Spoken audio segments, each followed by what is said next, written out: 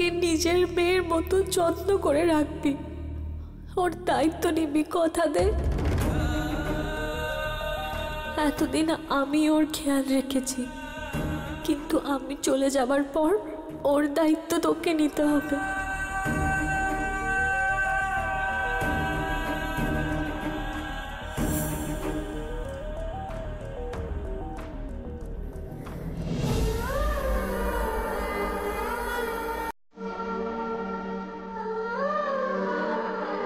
যতদিন ও বেঁচে ছিল এ বাড়িতে কেউ ওর কথা বলতো না, এখন সব আমাদের ঘাড়ে এসে পড়েছে। ওর ফোন ধরাটাই আমাদের কাছে কাল হয়ে দাঁড়ালো।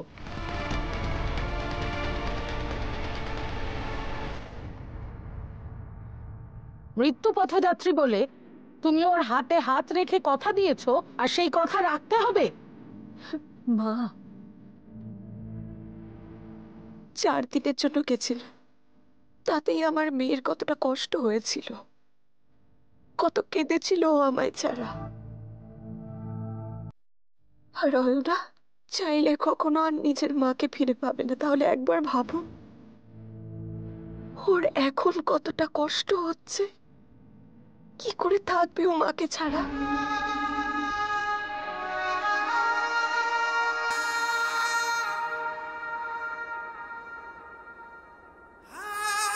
আমার বোনের যে ক্যান্সার হয়েছে সেটা আমি ওখানে যাওয়ার পরেই জানতে পারি। ও যখন শেষ নিঃশ্বাস ত্যাগ করছিল দিদি হয়ে, তখনও যদি আমি ওর এই সামান্য কথা না রাখতাম, তাহলে আমার একজন নারী হওয়াই বৃথা। দেখতে গেলে এই সিদ্ধান্ত আমি একা নিইনি।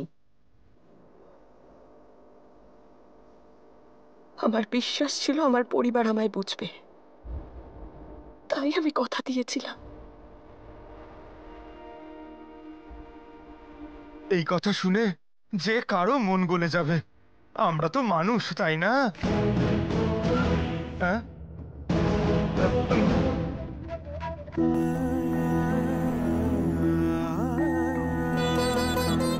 আমি আমার বোনকে যে কথা দিয়েছি তার জন্যে এই বাড়ির কোনো সম্মানহানি হবে না, আমি সেটা হতে দেব না। অয়নার হয়ে আমি সবাইকে এই কথা দিচ্ছি। কিন্তু তাতে আমাদের কি লাভ হবে শুনি? মা,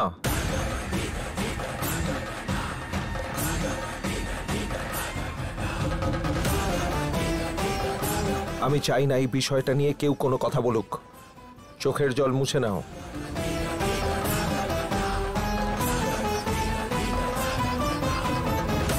আমি বুঝতে পারছি কোন পরিস্থিতিতে তুমি এই কাজটা করেছো, কিন্তু আমার কথা তুমি মন দিয়ে শোনো।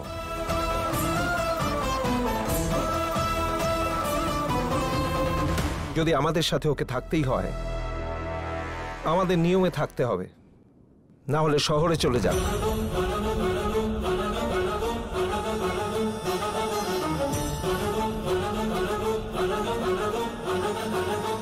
শহরে থাকলে অয়না নিজের মতো করে থাকতে পারবে, কেউ ওকে কোনো রকম কোনো বাধা দিতে যাবে না। কিন্তু যদি ও আমাদের সাথে থাকে, তাহলে আমাদের সবার সম্মান মাটিতে মিশে যাবে। তখন কি হবে সেটা ভেবেছো কি?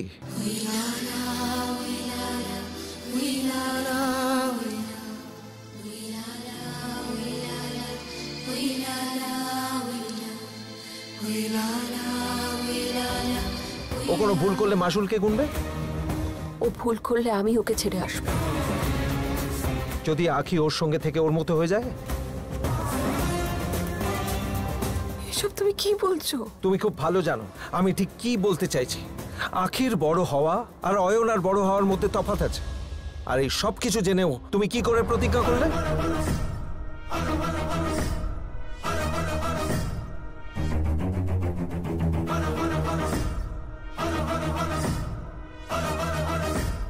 অয়নার জন্য যদি আখির কোনো রকম কোনো ক্ষতি হয়, তাহলে আমি হাল ছেড়ে দেব, পরাজয় স্বীকার করব।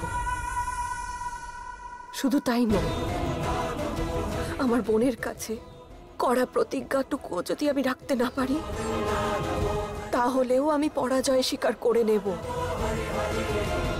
কিন্তু আমি প্রাণপণে চেষ্টা করব যাতে আমি দুদিক সামলাতে পারি। আঁখি আর অয়না দুজনেই এখন আমার মেয়ে। আমি চাইবো না কারোর কোনো ক্ষতি হোক। শুধু আমাকে একটু সময় দাও। তোমার এই প্রতিজ্ঞার জন্য যদি আমার মেয়ের কোনো রকম কোনো ক্ষতি হয়েছে তাহলে বাড়ি ছেড়ে চলে যাব, বাড়ি ছেড়ে চলে যাব, বাড়ি ছেড়ে চলে যাব।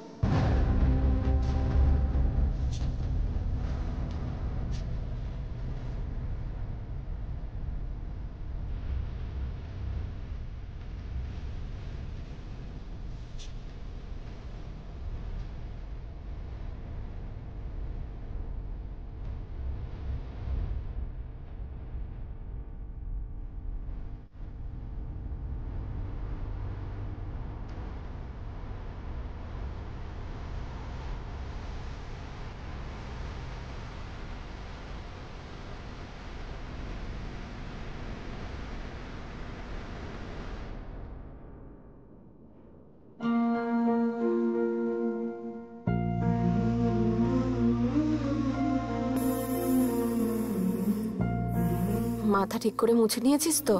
হ্যাঁ মা, রোদ্দুর নেই না, তাই শুকোতে দেরি হচ্ছে। রাতে আবার রোদ কোত্থেকে আসবে রে?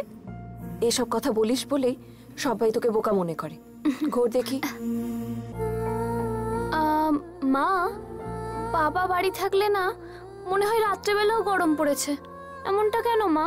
এ কি রে, দিদি কি আর সেই উত্তর জানে? নে খেয়ে নে। এতে আবার কি আছে? গরম দুধ। বৃষ্টিতে ভিজে গেলি না, এবার যদি ঠান্ডা লেগে তুই শুধু হাঁচতে থাকিস তখন কি হবে? বাবা কিন্তু খুব বকবে। অয়নার কারণে তুই এভাবে ভিজে গেছিস, মায়ের উপর কত রাগ করবে ভেবে দেখেছিস? বাবার কিন্তু মায়ের ওপর রাগ করা উচিত না। সেই জন্যই তো খেয়ে নে। দাঁড়া, অর্ধেকটা এতে ঢাল। ও মা, তুমি কেন খাবে গো বৌদি? অয়নার জন্য।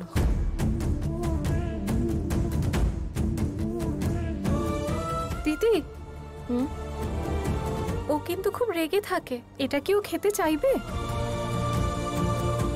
এখন যাওয়াটা কিন্তু মোটেও ঠিক হবে না। তোমার কি মনে হয়, ও কি এটা খেতে রাজি হবে? অয়না এখন যতই খারাপ ব্যবহার করুক, ওর দিকটা না বুঝলে হবে না, কারণ ওর দায়িত্ব এখন আমাদের সবার। সবার কিন্তু ঘুমানোর সময় হলো, এখন যদি চিৎকার করে ওঠে কি হবে? হ্যাঁ মা, অয়না না খুব জোরে কথা বলে। কি গো বৌদি, কি করবে কিছু ভেবে দেখলে? তুমি কি করে খাওয়াবে বলো তো ওকে? হ্যাঁ, কি করি বলো তো?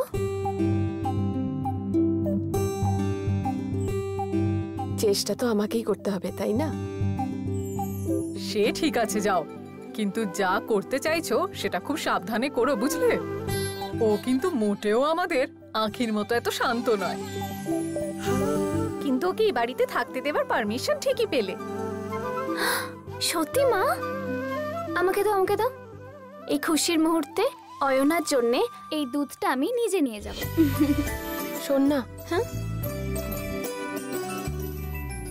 সবাই রাজি হয়ে গেছে এই কথাটা ওকে এক্ষুনি বলিস না, শান্তিতে ঘুমোতে দিস। ঠিক আছে মা। যা।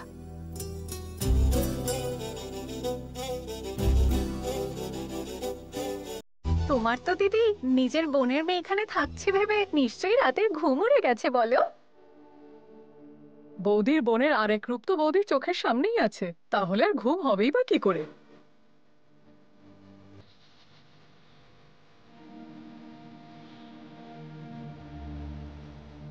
অয়না, এই নাও।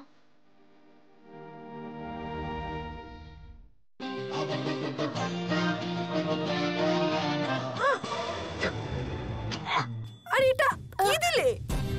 এটা দুধ অয়না। বলবে তো? বলতাম তো। আমি জল ভেবে খেয়ে নিয়েছি, খুব বাজে ছিল। ছি। অয়না, যে জিনিসটা আমাদের খেতে ইচ্ছা করে না সেটাই স্বাস্থ্যের জন্য ভালো হয়। তাই না? আচ্ছা, এই বাড়িতে এমন কি কোনো লোক আছে যে ভালো কিছু করে? ভালো কিছু করে মানে? মা তো খুব ভালো রান্না করে, বাবাও ব্যবসার কাজ ভালোই করে, আর আমিও তো পড়াশোনা ভালোই করি। তুমি চুপ করো, তুমি কি কিচ্ছু বোঝো না? যাও তো তুমি এখান থেকে।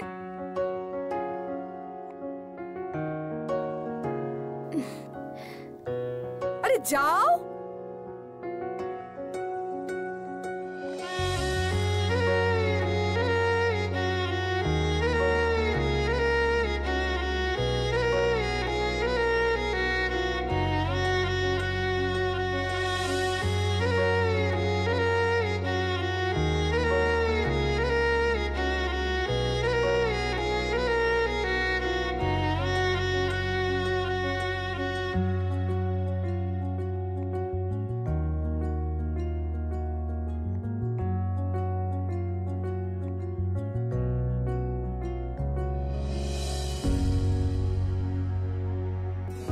রাগ করলে করতে পারো, তুমি যতই রাগ করো না কেন আমি তোমায় কিচ্ছু বলবো না।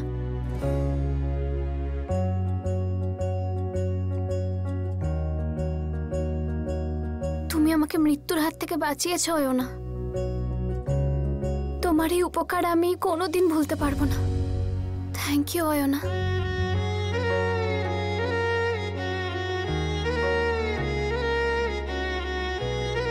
অয়না, তুমি আর বাবা একদম একরকম। হ্যাঁ, তোমরা দুজন বাইরে থেকে খুবই কঠোর, কিন্তু ভেতর থেকে খুবই নরম।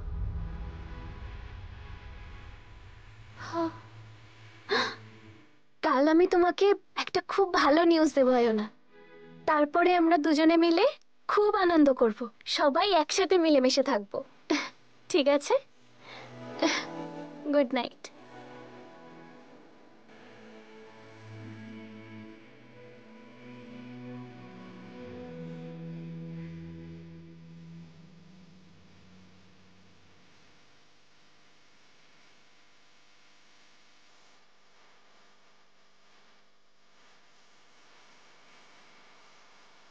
মা, এই নাও চা। গরম আছে তো? জিভ পুড়ে যাবে একেবারে। মায়ের কিন্তু অতটাই গরম দরকার হয়। এখন আর চালে কোনো পাথর থাকে না।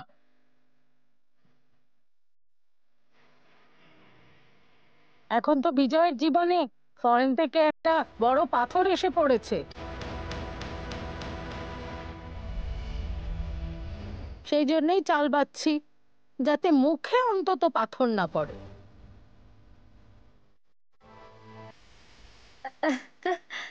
মুখটা ভালো করে মুছে নাও অয়না। কালকেরই জল লেগে আছে হয়তো, যেভাবে পড়ে গেছিল। এই বাড়িতে তো লঙ্কা কম পড়বেই, সবার মুখে যা ঝাঁঝ।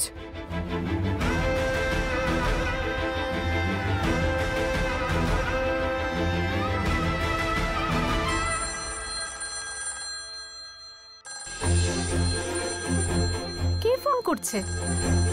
ফালতু সময় নষ্ট করে লাভ নেই, ফোনটা তো বাজছে, যা গিয়ে ধর।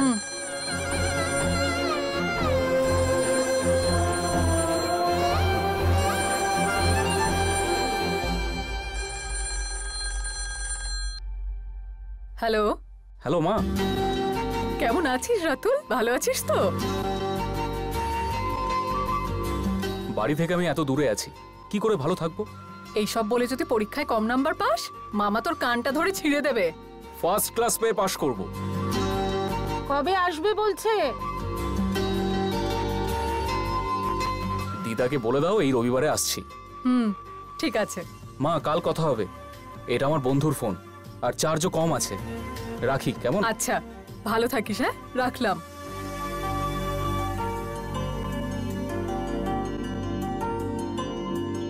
মামি যে এখন কেমন আছে কে জানে। একমাত্র বোনের মৃত্যুর পর কেমনই বা থাকবে, দুঃখেই আছে হয়তো। ও তার মানে এর মধ্যেই আসছে? হ্যাঁ, কি জানি এসেছে কি বলবে। ও আবার কি বলবে? রাতুলের রুমটা তো তুমি অয়নাকে দিয়ে দিলে। প্রথমে তো সেটা 3 দিনের ব্যাপার ছিল, এখন তো দেখছি ও পার্মানেন্টলি এখানেই সেটেল করে গেল। এলে যে কি কাণ্ড বাঁধাবে কে জানে। দিদিকে দেখে সহজ সরল মনে হয় ঠিকই, তবে যেটা চাই সেটা না পাওয়া অবধি থামেই না। বিজয় স্পষ্ট বলে দিয়েছে, যদি ওর কথার নড়চড় হয় তাহলে অয়না এই বাড়িতে থাকবে না।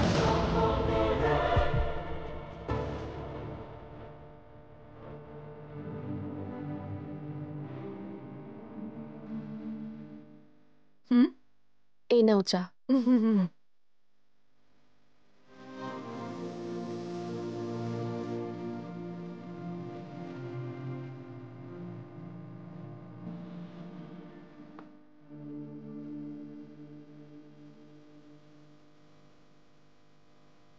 তুমি এইভাবে দেখা বন্ধ করো। এই বাড়ির নিয়ম না মানলে একদিন না একদিন ওই মেয়েটাকে এখান থেকে যেতেই হবে, এই বলে দিলাম। ঠিক কথা। অয়না, ওদের কথা শুনেছিস নাকি? উনি কি শ্রেয়া ঘোষাল নাকি যে আমি ওনার কথা শুনতে যাব? সারাক্ষণ তো একটার পর একটা অবান্তর কথা বলে যায়। খুব মজা করতে পারিস তো। এনে কফি। আমি খাবো না। এখানে রেখে গেলাম। আমার একটা কথা শুনবেন? কি বলতে চাস? আমাকে যে এখানে থাকতে হবে সেটা আপনারা ডিসাইড করলেন কেন? আমাকে তো একবার জিজ্ঞেস করা উচিত ছিল।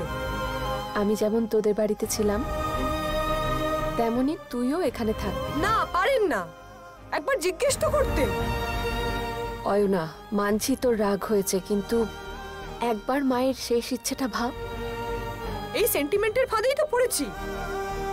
অস্থি গোদাবরীতে দেওয়ার নাম করে পুরো জীবনটা আমার এখানে আটকে দিল। এখন তো আমি বাবাকেও বিশ্বাস করতে পারি না।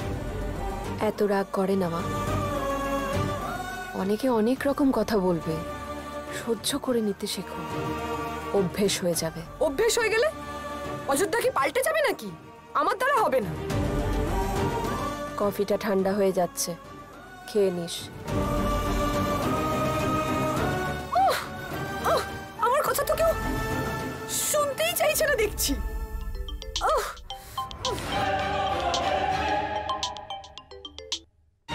Hello. Hi Oyana, how are you? খুব খারাপ আছি। What happened? এখানে থাকা যাচ্ছে না, আমি আমেরিকা আসবো। তোর তো বাড়িতেই থাকতে ভালো লাগে না, ইন্ডিয়াতে কি করে থাকবি? এখানে চলে আয়। কি করে আসবো ভাবি? আরে এটা তো একটা গ্রাম। তাহলে কি হবে? প্ল্যান করো, প্রশ্ন করো না। ওকে, ডু ওয়ান থিং।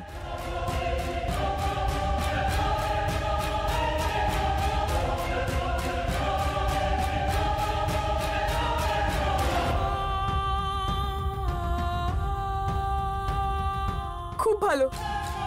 প্রথমে এদের থেকে লুকিয়ে আমাকে এখান থেকে বেরোতে হবে। কি করে আসবি তুই?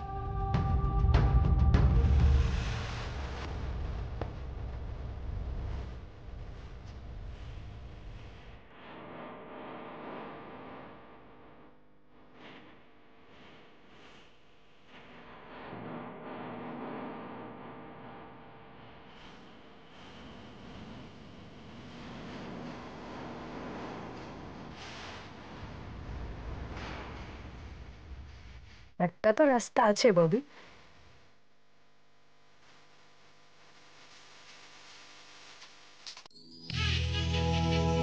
এ কি গো দিদি, এ তো কিছুতেই আর সিটি দিচ্ছে না গো। এই বাড়িতে মা ছাড়া আর কি কেউ সময় মতো ডেকে ওঠে নাকি? তা তুমি ঠিকই বলেছো, কিন্তু এটা যদি পুড়ে যায়? ভালোই হবে, আমার মুখের মতোই পুড়ে যাবে। ও মাই, কি কথা গো দিদি, তোমার মুখ তো কি সুন্দর, কি সুন্দর লাগে তোমায়। আর সুন্দরের কথা বলো না। আগে যেন স্নান করে যখন সুন্দর শাড়ি পরতাম কি ভালো লাগতো নিজেকে, এখন তো আর সেসব হয়ই না। শোনো না, আমেরিকার এই মেয়ে যবে থেকে এসেছে সব সুখ উড়ে গেছে। আমারও জানো তো ঠিক তাই মনে হয়, কিন্তু এখন আর আমাদের কি করার আছে বলো? আমাদের দাদা আচার আচরণ এইসব নিয়ে কত খেয়াল রাখে বলো তো। আর এই মেয়েকে দেখো, এই তো সেই সব কিছুর পরোয়াই করে না। আর এই সব কিছুর মাঝে না আমাদের দিদি একদম স্যান্ডউইচ হয়ে যাবে। ঠিক। আমরা আর কি করব, শুধু দেখা ছাড়া আমাদের কোনো কাজই নেই। কি গো বৌদি, এখন এলে? আমি তো বাড়িতেই ছিলাম এতক্ষণ, তাহলে এইভাবে কেন জিজ্ঞেস করছো? এখনো কুকারে সিটি বাজেনি নাকি? কি জানি, হয়তো কাউকে দেখে ভয় পেয়েছে। তোমরা হয়তো খেয়াল করোনি। মা, বিট্টু টিফিন নিয়ে গেছে তো আখি?